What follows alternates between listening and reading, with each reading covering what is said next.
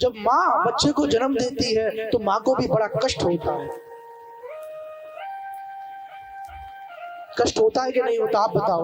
आप अपने पेट से एक ईंट बांध लेना, कोई है यहाँ से जो राजी हो जाए कि मैं एक रात और एक दिन अपने पेट से एक ईंट बांध के रह लूंगा? कोई नहीं होगा राजी, रह ही नहीं पाओगे। माँ कितना कष्ट झेलती है। एक माँ ही तो है जो अपने बच्चे को 9 महीने पहले से जानती है। एक माँ ही तो है। और वो कपूत निकल जाते हैं, वो दुष्ट निकल जाते हैं जो ऐसे माँ बापों का पालन पोषण नहीं करते, जो ऐसे माँ बापों को ध्याते नहीं। अरे जिस माँ ने 9 महीने तक कष्ट झेला, जब बच्चा होता है तो महाराज बड़ा कष्ट होता है। जाने कितने लाख बिच्छू हैं, वो डंक मारती हैं। ऐसा दर्द होता है जब संतान की उत्पत्ति होती है, जब संतान का जन्म होता है। एक बार भी नहीं सोचते कि माँ ने मुझे जन्म देने में कितना कष्ट भोगा है। उस माँ को बड़ी पीड़ा होती है।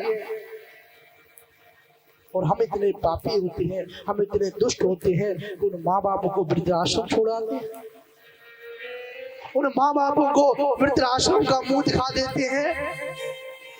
बच्चा जब छोटा होता है, माँ के बगल में सो रहा होता है, महाराज बच्चा लघु शंका कर देता है।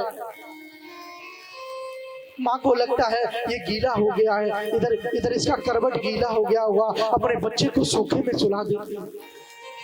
माँ गीले में सोती है और बच्चे को सूखे में सुला देती है। गर्म में था फिर भी कष्ट दिया, गर्म के बाहर भी आके माँ कष्ट झेलती है, लेकिन अपने बच्चे पे कष्ट नहीं आने देती, अपनी संतान पे कष्ट नहीं आने देती। माँ बड़ा कष्ट झेलती है। माँ को लगता है, माँ को हर क्षण हर पल यही लगता है कि मेरे बेटा पे, मेरी बेटी पे कोई कष्ट नहीं आना चाहिए, मेरा पुत्र आनंदित रहे, मेरा पुत्र खुश रहे।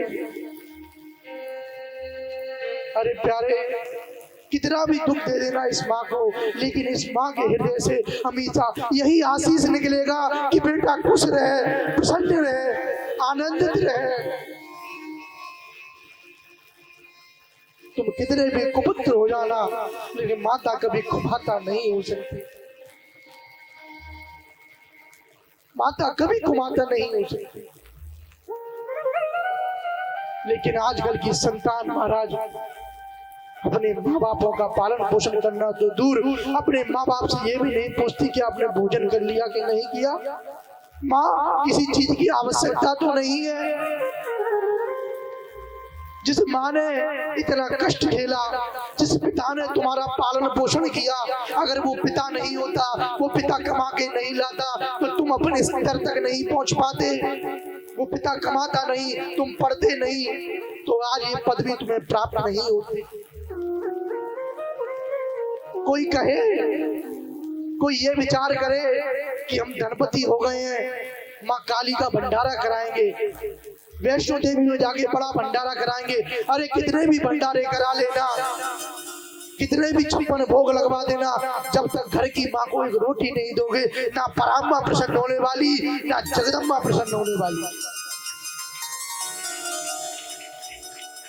कितने भी गुरु बना लेना, जब तक पिताजी के चरणों में अपना चित्त नहीं लगाओगे, जब तक पिताजी का स्मरण नहीं करोगे, जब पिताजी की बात नहीं मानोगे, पिताजी का ध्यान नहीं रख लोगे, चाहे गुरुओं के चमड़े को निकाल लेना सोचोगे, तुम्हारा कल्याण कभी नहीं हो सकता, कभी नहीं हो सकता।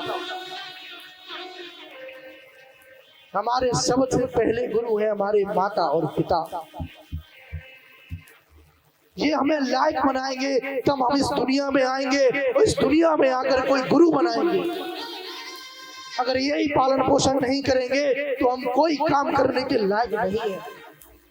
लेकिन आजकल लोग तीर्थों में जाके दान करते हैं, भंडारा कराते हैं, लेकिन माँ से ये नहीं कहते कि माँ तू कैसी है, अरे एक माँ को कुछ नहीं चाहिए, उसे पैसा नहीं चाहिए, उसे भोजन नहीं चाहिए, उसे घर नहीं चाहिए, बस अपने बेटे का प्रेम चाहिए। बेटा बस मुस्कुरा से कहे माँ तू ठीक तो है।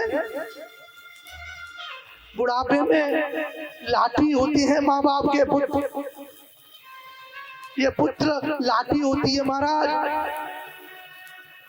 और जब वो लाठी हाथ से निकल जाती है तो ये माँ बाप जुबान होकर भी वृद्ध हो जाते हैं।